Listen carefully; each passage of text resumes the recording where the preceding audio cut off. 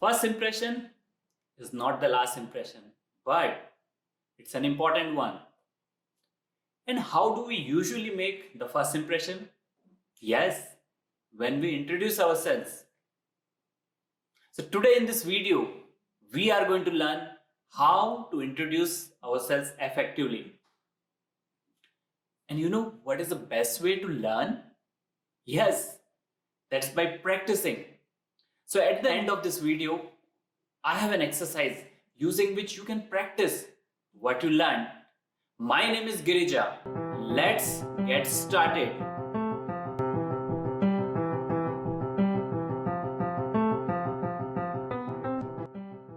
Suppose you are asked to introduce yourself to a gathering, to a group of people. What would be your first thought? If it was me many years back, you know what would have been my first thought? Can I become invisible? But not anymore. Now I'm like, can I go first, please?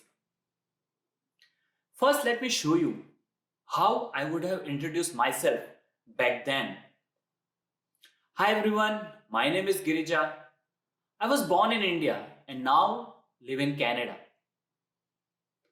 I work in IT and my hobbies are cooking and reading. And this is how I'll introduce myself now. Hey guys, I'm Girija. Life has been an exciting journey for me, in which I started from India and in Canada right now. I work as a software engineer. Outside work, I find joy in cooking, especially North Indian cooking. What I missed to learn in childhood, I'm trying to catch up now by reading books because in childhood I was too busy playing and having fun.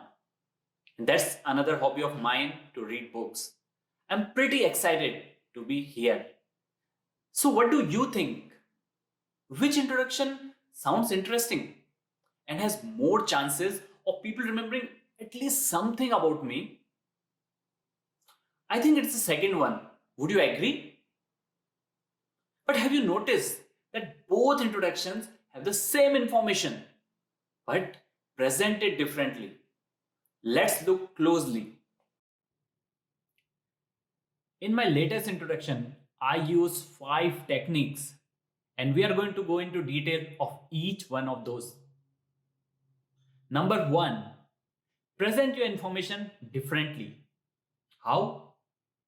In my first introduction, I said I was born in India and live in Canada right now.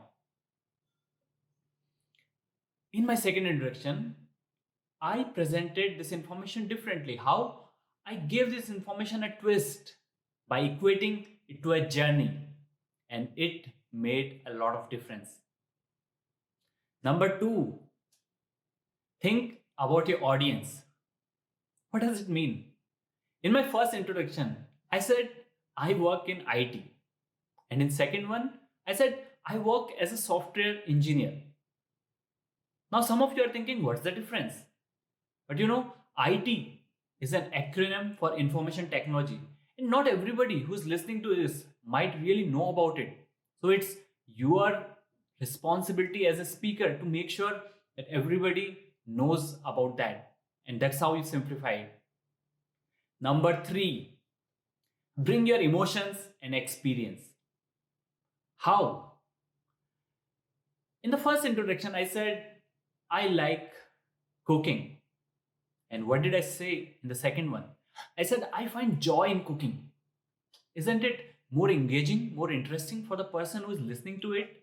I brought my emotions and experience. That's how you make it interesting. Number 4, be specific.